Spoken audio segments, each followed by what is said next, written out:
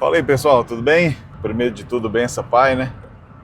Peço a Deus aí que vocês todos sejam abençoados. Começando mais um vídeo aqui, no estilo livre, sem roteiro, aproveitando aqui minha ida até Brasília, tô quase chegando.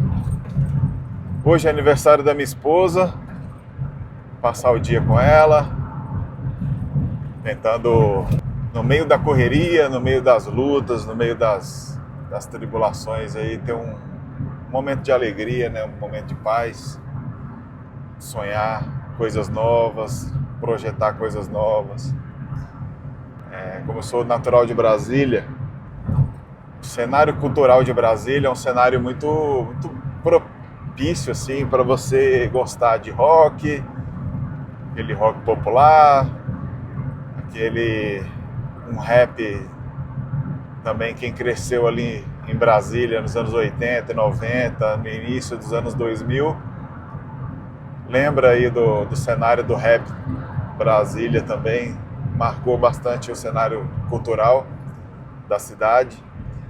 Falar de Renato Russo, Legião Urbana e todo esse legado que a banda deixou aí é meio que chover no molhado, né? Todo mundo já sabe. Me veio assim uma saudade da minha adolescência, da pureza que eu tinha, porque hoje eu tô ouvindo as letras das músicas que eu ouvia, eu falo, meu Deus, eu jamais ouviria uma música dessa hoje em dia se não fosse a nostalgia, se não fosse essa coisa da saudade, sabe? Vou ficar de óculos, gente, desculpa, muita claridade realmente. Mas se não fosse a questão da nostalgia, da saudade de uma época que era muito boa, né? Uma época muito gostosa. Mas o que era gostoso dessa época? A inocência. Eram outros tempos. Eu me lembro que eu queria andar junto com os caras que eram mais descolados da minha época. Os caras estavam sempre nas quebradas, assim, estavam sempre envolvidos com alguma coisa errada, sabe? E eu queria muito de estar com eles. Eu queria demais. Teve uma vez que um deles falou, não, cara, quer saber? Você está insistindo demais, vamos lá, você vai com a gente. Mas, você não vai poder falar do que você vai ver lá, beleza? Vai ter que ficar na sua. Se você falar, a gente vai ter que tomar algumas providências. Eu falei, não vou falar nada não, quero fazer parte da equipe, do grupo, né? Aquela sede de pertencer a um grupo, né? Um clã, a uma tribo. E eu me lembro que eles me levaram até o local. Não preciso falar o que ia acontecer lá, mas assim, imagina que sexo, drogas e rock and roll e rap também. E eu queria fazer parte daquilo, sabe? Eu queria estar com os caras descolados, os caras respeitados da quebrada. Assim, quando eu cheguei na porta, eu tava para entrar no local. Um deles pôs a mão no meu peito assim, me empurrou para trás e falou, Wesley, cara, sai fora daqui, irmão, vai para casa. Vai para casa, esse lugar aqui não é para você, cara. E ele entrou. No que ele entrou, fiquei confuso assim, tem que obedecer o cara, né? Ele é o antigo aí no negócio, né? Ele é mais velho do que eu e tal. Vou voltar pra casa. Eu voltei pra casa assim, indignado com aquilo, sabe? Porque que esse cara me colocou de volta, né? Me mandou voltar, né? Por que ele me expulsou de lá? Fiquei bravo mesmo, assim, pra não usar outros termos, né? Fiquei pé da vida mesmo. E fiquei, cara, por quê? E naquele momento, assim, eu me lembro claramente, assim, eu não entendia nada, fiquei muito confuso, eu não pertencia a nicho nenhum, a grupo nenhum, a tribo nenhuma. Quem que eu sou, né? Quem eu sou? E era um momento onde eu estava começando, assim, a frequentar a igreja, estava sendo levado a frequentar a igreja a convite de amigos, de vizinhos, pessoas que me viam ali onde eu cresci e falavam, cara, tem que fazer alguma coisa para esse menino, não é possível que ele não vai dar em nada, né? E aí eu me lembro de encontrar essa resposta, né? Por que de eu ter sido barrado naquele frevo lá, naquela situação? Porque Deus tinha um propósito na minha vida. E por algum motivo ele usou aquele cara. Ele usou aquele cara. O cara que estava lá mergulhado na lama, ele sabia que existia alguma coisa de diferente em mim. Eu acho que eu sempre fui protegido dessa maneira, sabe? Será que você que está me ouvindo agora, você também sente isso? Você também sente que de alguma maneira Deus te protegeu? Você tem esses sentimentos que lá no fundo, assim, você já recebeu um tipo de proteção? Para pensar em algum momento da sua vida agora aí que de repente aconteceu uma coisa semelhante com você. Eu já contei algumas vezes aqui no canal sobre os abusos que eu sofri quando era criança. De 8 aos 10 anos eu sofri um abuso por uma pessoa que frequentava a minha casa. E isso me trouxe muita confusão na vida, me trouxe muita perturbação na minha alma. Eu não conseguia ter respostas, eu não conseguia... Sempre fui muito perdido, assim, até um pouco tempo atrás da minha vida. Não tem muitos anos, não. Eu sinto que eu fiquei perdido, assim, sem saber da minha existência, da minha história, destino, essas coisas. E eu pude perceber, e hoje, agora de manhã mesmo, ouvindo essas músicas, lembrando da minha... Não é sobre a música, não, é sobre o momento, que era um momento muito bom, da pureza, da inocência, aquele momento onde eu não compreendia a maldade como maldade, eu compreendia como apenas algo estranho, que eu desejava de alguma forma, porque era curioso, mas por outro lado, eu imagino que Deus estava ali acampando os anjos dele ao meu redor, me livrando de me afundar nesse contexto. Porque ele sabe muito bem que aquilo poderia destruir a minha vida, então ele me protegeu. Deus tem um plano na minha vida. Deus tem um plano na minha vida. Já me livrei da morte tantas vezes, e eu amo tanto a vida, eu amo tanto viver, eu amo tanto estar com as pessoas, eu amo tanto celebrar as coisas. O próprio Deus, respeitando isso, ele me protegeu para que eu vivesse hoje um tempo para viver isso e falar isso para as pessoas também. Então, faz uma reflexão aí você também, vê se você também não tem um período da sua vida onde você até quis fazer algo errado, mas por algum motivo você foi impedido de fazer. Vê se esse também não era um cuidado de Deus na sua vida.